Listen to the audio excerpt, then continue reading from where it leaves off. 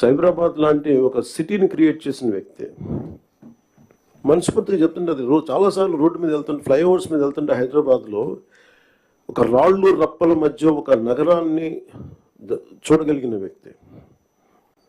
తను ఎవరిని చూడలేకపోయాం. మాకు ఇప్పుడు రాళ్ళు రప్పలే కనిపించాయి, కానీ ఆయనకు ఒక మహానగరం కనిపించింది. So my respect towards CM గారు హెస్ రియల్ ఇంక్రీజ్డ్. లైక్ మేము ఇప్పుడు అదే ఊళ్ళలో తిరిగేవాళ్ళం, అదే ప్రాంతంలో తిరిగేవాళ్ళం. And all his administrative ability, కొంత అడ్జస్ట్మెంట్స్ తప్ప కొన్నిసార్లు కొన్ని పాత జియోస్ కావచ్చు, కొన్ని ఓల్డ్ రూల్స్ అండ్ రిస్ట్రిక్ట్ చేయొచ్చాము, కానీ వాటిని మధ్యలో బ్యాలెన్స్ చేసుకుంటూ ఆయన స్టేట్ని, యూనిఫైడ్ స్టేట్ని ఆయన తీసుకొచ్చిన విధానం కానీ, ఇప్పుడు ప్రజెంట్ స్టేట్కి అప్పులు, వారసత్వంతో అప్పులు, కష్టాలు, ఇరెగ్యులారిటీస్తో వచ్చిన ఈ రాష్ట్రం కానీ ఆయన లీడర్షిప్లో కొనసాగాలి అంటే all of you have to we need your support.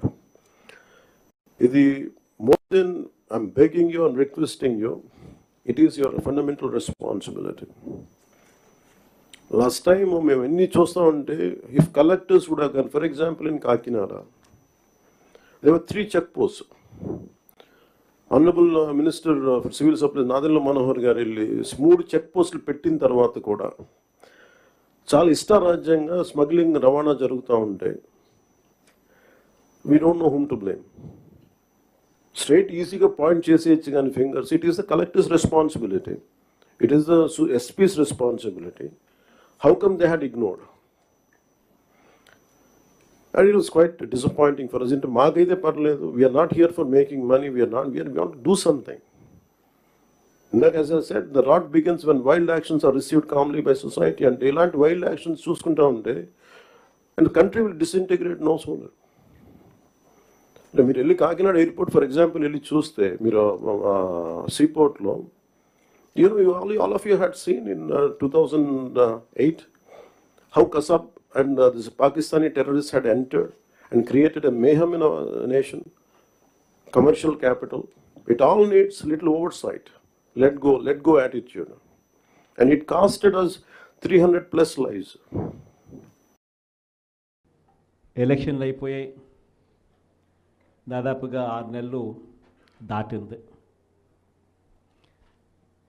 6 నెలలు దాటిన పరిస్థితుల మధ్య మళ్ళీ పార్టీని మనం సమాయత్తం చేసే దిశగా అడుగులు వేస్తూ ఈరోజు అందరం కూడా ఇక్కడ కలుస్తూ ఉన్నాం. ప్రజలందరూ కూడా ఈరోజు నిలదీసే పరిస్థితిలోకి ప్రజలంతా వస్తూ ఉన్నారు. ఏమైనా 15,000 అని చెప్పి చిన్నపిల్లలు అడుగుతూ ఉన్నారు. ఏమైనా 18,000 అని చెప్పి వాళ్ళ అమ్మలు అడుగుతూ ఉన్నారు. ఏమైనా 48,000 అని చెప్పి ఆ అమ్మమ్మలు అడుగుతూ ఉన్నారు. ఏమైంది 36,000 అని చెప్పి చిన్నపిల్లలు ఉద్యోగం కోసం ఎదుగుతూ ఉన్న పిల్లలు అడుగుతూ ఉన్నారు. ఏమైంది 20,000 అని చెప్పి రైతన్నలు అడుగుతూ ఉన్నారు. వీళ్ళకి ఎవ్వరికీ కూడా చంద్రబాబు నాయుడు అనే వ్యక్తి, వాళ్ళ పార్టీకి సంబంధించిన క్యాడర్ సమాధానం చెప్పలేని పరిస్థితిలో వాళ్ళ పార్టీ, వాళ్ళ పెద్దలు అందరూ కూడా ఏం చేస్తూ ఉన్నారు? Diversion politics. ప్రతిరోజు ప్రతి నెల ఒక టాపిక్ తీసుకొస్తారు, ఏదో ఒక టాపిక్ తీసుకొచ్చి గోబల్స్ ప్రచారంలో భాగంగా ప్రతి ఒక్కడు దాన్ని అందుకుంటారు. ఓసారి తిరుపతి లడ్డు అంటారు, ఇంకొకసారి జూన్లో ఋషికొండ భవనాలు అన్నారు, జూలైలో శ్వేతపత్రాలు, మదనపల్లి ఫైల్స్ అన్నారు, ఆగస్టులో ముంబై నటి, నా పేరేం పేరు, కాదాంబరి అన్నాడు, సెప్టెంబర్లో ప్రకాశం బ్యారేజీని బోట్లతో ఢీకొట్టి గేట్లను పడగొట్టాలని చెప్పి మనం ప్లాన్ చేసినామని అంటాడు. అక్టోబర్లో, సరే ఇంకా ఎట్టాగ మీరు అంతా చూశారు, నా కుటుంబాన్ని తీసుకొచ్చినాడు. నవంబర్కి వచ్చేసరికి బడ్జెట్పై దృష్టి మళ్లించడానికి 14 లక్షల కోట్ల అప్పులు అని చెప్పి, డిసెంబర్లోకి వచ్చేసరికి ఇప్పుడు కొత్తగా మీరు అంతా మనం చూస్తూ ఉన్నాం, రేషన్ బియ్యం అంటానండి. ఇప్పుడు కొత్తగా కనిపిస్తూ ఉందా రేషన్ బియ్యం అని చెప్పి. ఇప్పుడు నాకు నిజంగా ఆశ్చర్యం అనిపిస్తుంది ఆ రేషన్ బియ్యం కథలీలు చెప్తా ఉన్నప్పుడు.